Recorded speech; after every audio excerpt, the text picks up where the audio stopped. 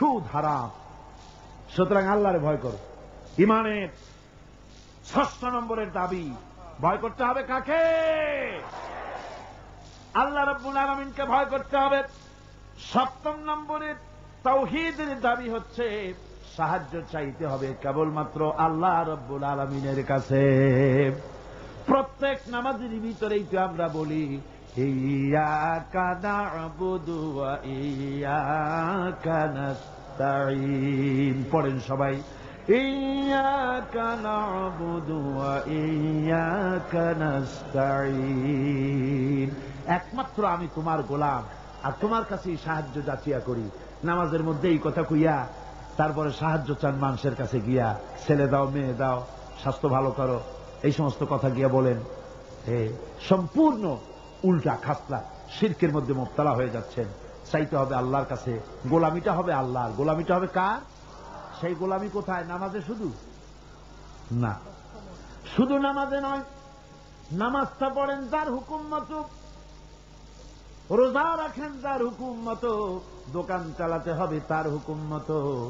দোকানে গিয়ে দেখা যায় দোকানদার ওজন যখন দেয়, আল্লাহ বলেছেন ওজনে কম দিও না। বান্দা এমন ভাবে দাড়ি পাল্লা ধরে, ক্রেতা মনে করে আমারে বুঝি 1 কেজির জায়গায় 1.5 কেজি দিছে। বাড়ি এনে মেপে দেখবেন 1400 টাকার বেশি না। ঠিক কিনা? মাপে কম, পরিমাণে কম। তাহলে তো গোলামি হলো না। জমিনের আইল ঠেলে জনমের ঠেলা। একদিকে নামাজ পড়ে আল্লাহরে বলে ইয়্যাকা না'বুদু, তোমার গোলামি করি। গোলামির প্রমাণ দেখো, জমিনে যখন জমিন চাষ করে, চাষ করার সময় লাঙ্গলের মাথা বুঝি খারাপ হয়ে যায় আইলের কাছে গেলে?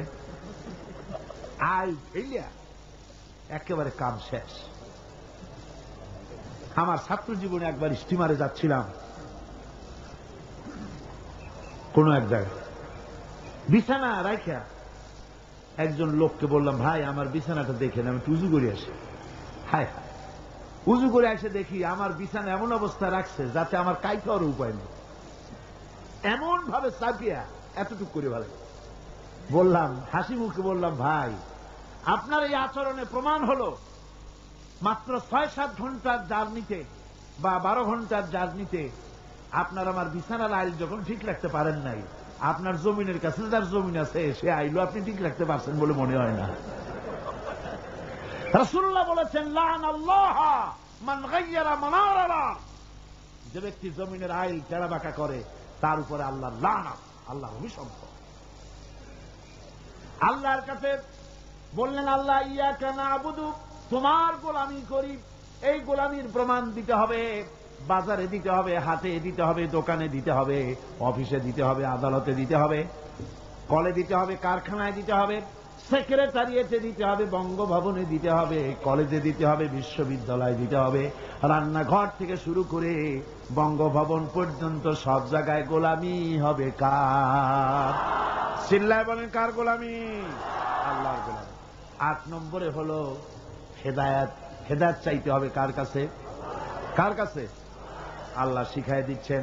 প্রত্যেক নামাজের ভিতরে আমরা বলি ইহদিনাস সিরাতাল মুস্তাকিম। পড়েন সবাই, ইহদিনাস সিরাতাল মুস্তাকিম।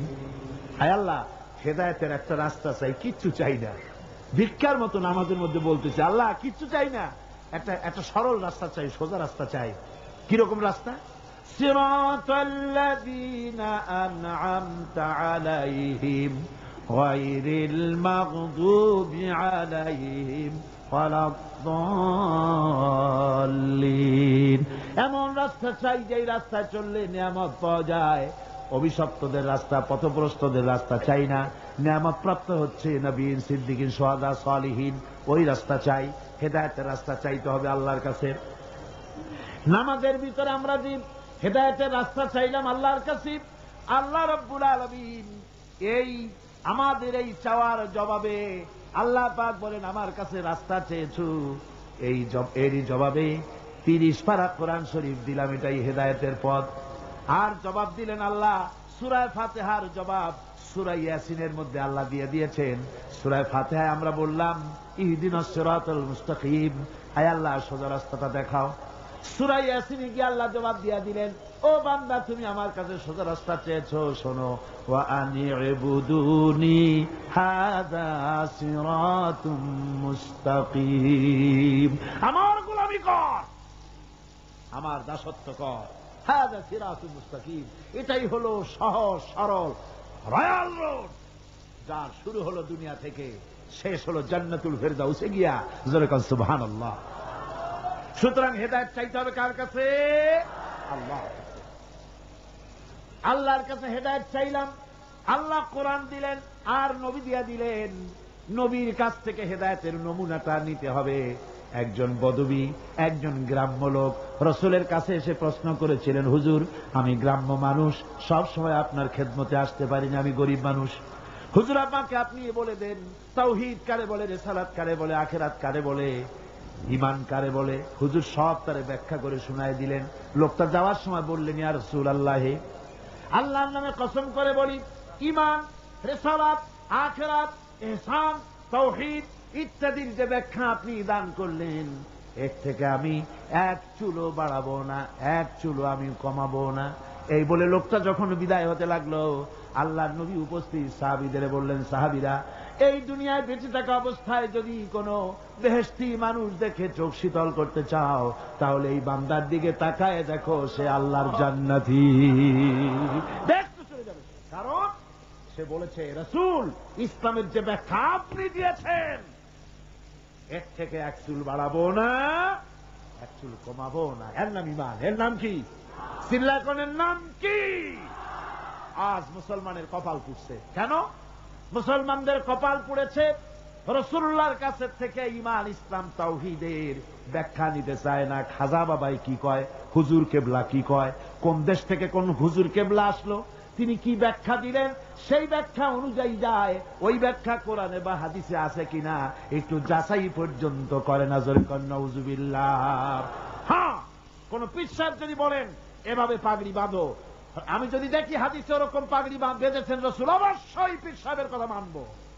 কিন্তু পীর সাহেব যদি এমন পাগড়ি বাঁধার কথা বলেন যেরকম হুজুরও বাঁধেন নাই, সাহাবীরা বাঁধেন নাই, সে পীর যেখান থেকে আসুক না কেন, সে পীরের কথা মানি না। বলেন ঠিক কিনা?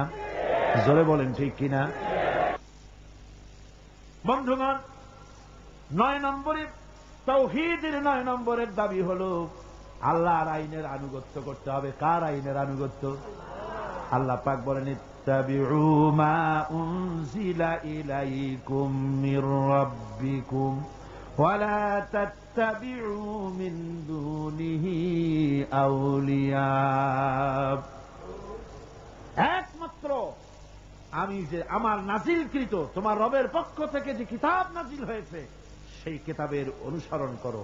ওয়ালা তাত্তাবিউ মিন দুনিহি আউলিয়া, আর তিনি ছাড়া অন্যরা যা কিছু দিয়েছে তার অনুসরণ করো না, মেনো না। আল্লাহর কিতাব, এই কোরআনে যা আছে এটাই মানো। এ কোরআনের বাইরে যা আছে সেটাকে আইন হিসাবে মেনো না। এটা আইনের কিতাব। এটা কিসের কিতাব? যারা বলেন কিসের কিতাব? আইনের কিতাব। আল্লাহ পাক বলেন, তিবিয়ানান লিকুল্লি শাই, খুলে খুলে সব কথা কোরআন শরীফের মধ্যে আমি বলে দিয়েছি। সুতরাং মানবরচিত সব মতবাদ ছেড়ে দিয়ে মানবরচিত সব মতবাদ দুপায়ে দোলে আস্তে